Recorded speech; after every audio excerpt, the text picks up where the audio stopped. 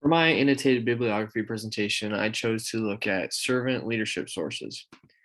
My first source was titled Service Leadership Education for University Students, the Hong Kong Experience from the International Journal on Disability and Human Development from a variety of different authors. This was retrieved from Google Scholar. The authors of this article take a look at and break down the distinguishing factors of the service leadership model. In the article, they looked at 12 different components that are key factors when teaching and learning how to become a better servant leader. The authors explain how service leadership is becoming more prevalent as service industries are rising.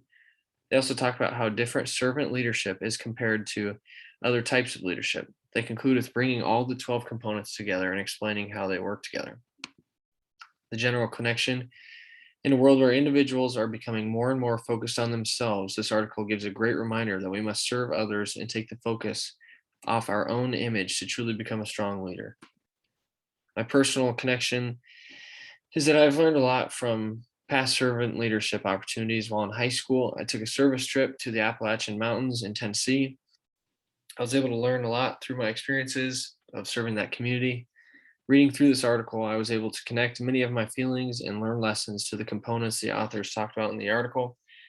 One of these components that I connected to strongly was the fifth distinguishing factor of being a servant leader, which is feeling compassion and showing kindness toward others.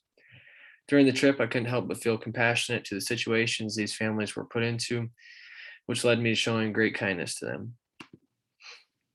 Warburg has always had a strong emphasis on servant leadership, not only to our school community, but also to the world around us. Warburg's goal is to create great servant leaders for not only life in college, but for the rest of our lives in whatever community we merge into. Have you been given any opportunity to serve a community that came from somewhere other than Wartburg? If so, what did you take away from that opportunity? My second source was titled Character and Servant Leadership 10 Characteristics of Effective Caring Leaders. This came from the Journal of Virtues and Leadership. The author of this was Spears. This came from Google Scholar as well. In this article, Larry Spears starts off by defining what it means to be a servant leader. He gives his definition and explains how he came to that conclusion.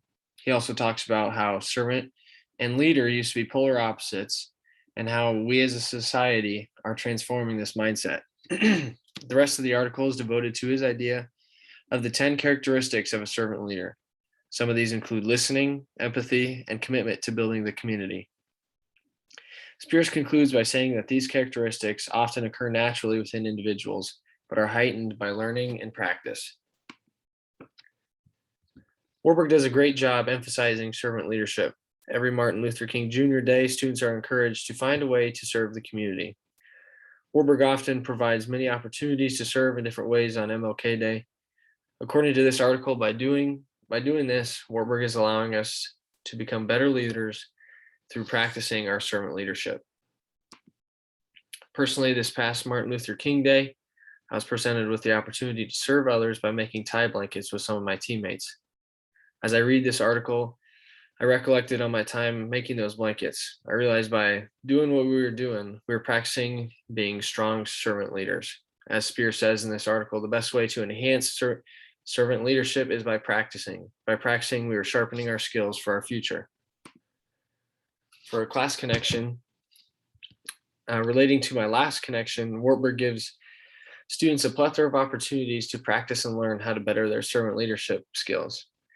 As leadership students, we need to try and promote these opportunities so that we can create a stronger leadership community as a whole. For my last discussion question, during your time at Wartburg, have you participated in any type of service activities?